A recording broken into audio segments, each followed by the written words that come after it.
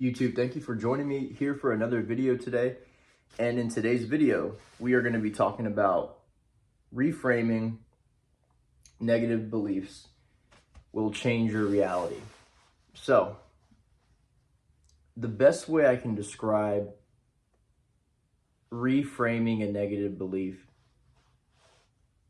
rather the steps that I would take, is to first analyze it and see what it is that you have a negative self-belief around. So you just need to become familiar with the belief itself. And a lot of people don't even realize that their reality is a certain way because of what they believe. It sounds very simple for a lot of people. For the majority of people who have common sense, it's a no-brainer. But there's a lot of people who, even if they do have common sense, they just are kind of in this perpetual state of doing the daily tasks of getting up, and they're just doing everything unconsciously. So if they're doing that unconsciously, then the thoughts that they're thinking every day are very unconscious as well. And there's a way to reframe the thoughts. And in, of course, today's video, we're going to be talking about reframing the belief itself, which then I do think once you change a certain negative belief and you start looking at it from a different aspect, that you start to acquire more positive thoughts rather than negative.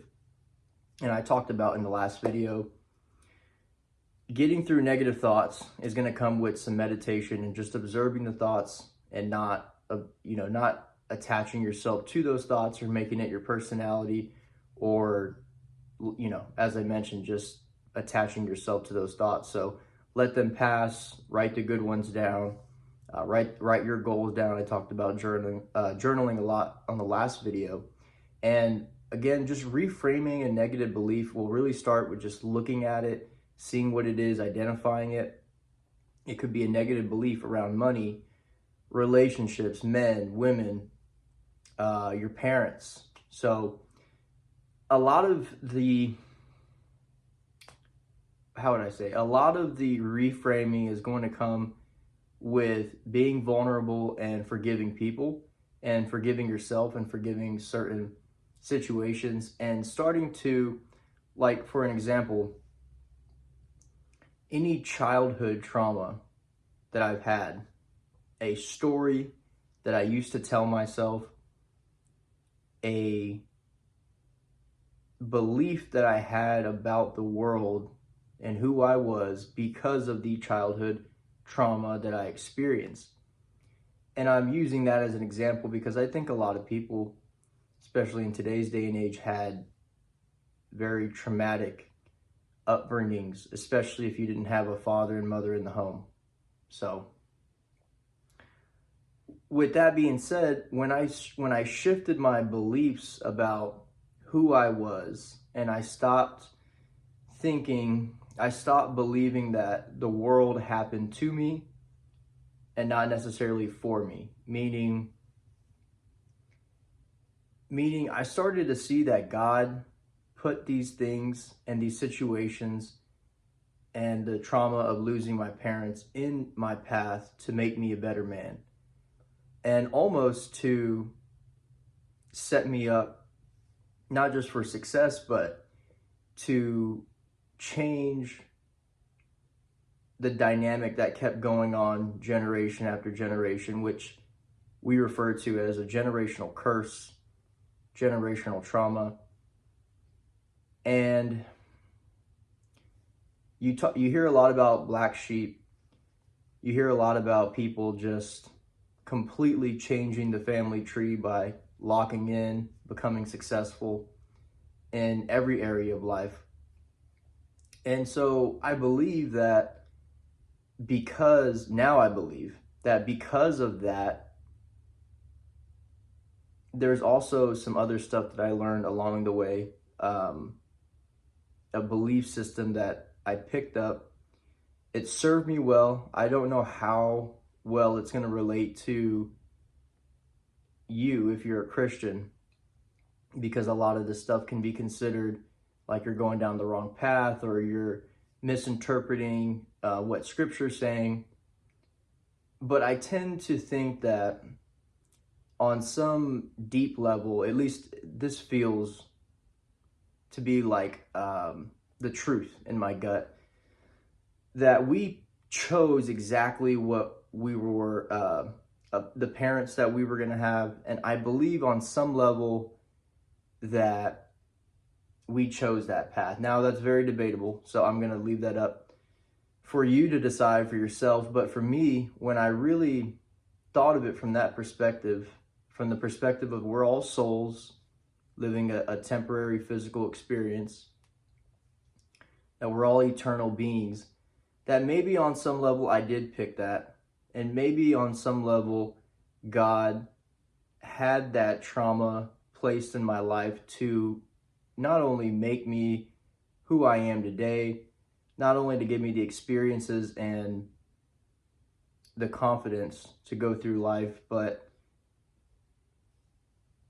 just the mere fact that I was able to, in my heart, shift how I felt about everything that happened to me in my childhood, switching it from being a victim to being a victor, to looking at my childhood and realizing that it wasn't so bad when you compare it to other people who have had worse lives. You compare it to other people right now, or children who had to see their mom or dad die.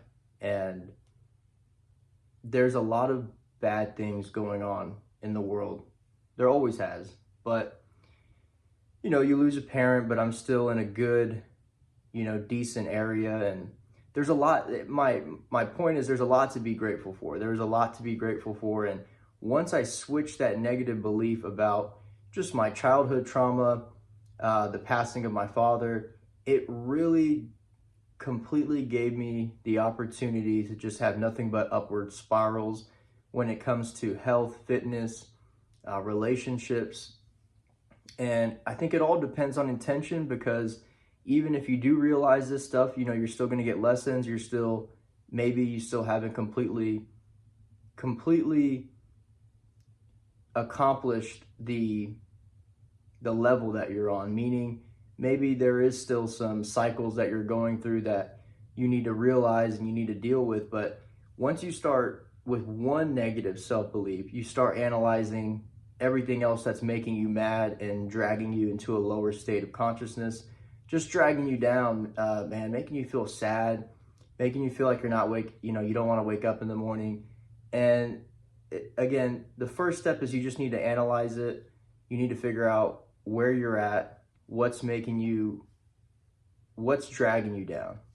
And then once you start to reframe how you think about that particular thing that's bringing you down, making you feel sad, then you just reframe it. You just do what I did. You do exactly as I just did. You say, I'm done being a victim and I'm going to become a victor. I'm going to become the person that's in charge of the situation, which is ultimately taking complete responsibility for everything that happens to you as a man or a woman. It's hard to do.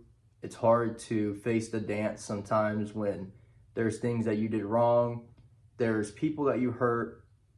But in the end, when you start to switch, and this is the most important part, when you actually start to implement things like, it could be repeating certain affirmations to yourself about that situation. It could be just, again, reframing it from being a victim to being someone who's taking complete charge of that situation. And even if it happened in the past, you can just go back, meditate on it, pray on it, and you can put yourself in a situation where now you don't feel bogged down, you don't feel dragged down by that event, by that person who hurt you, because you reframed how that event even took place. If you repeat the same thing, if you repeat an event to people, say, oh, this happened to me back then, you repeat that enough times, it ends up becoming just fluff. A lot of it ends up becoming stuff you added on, stuff you forgot.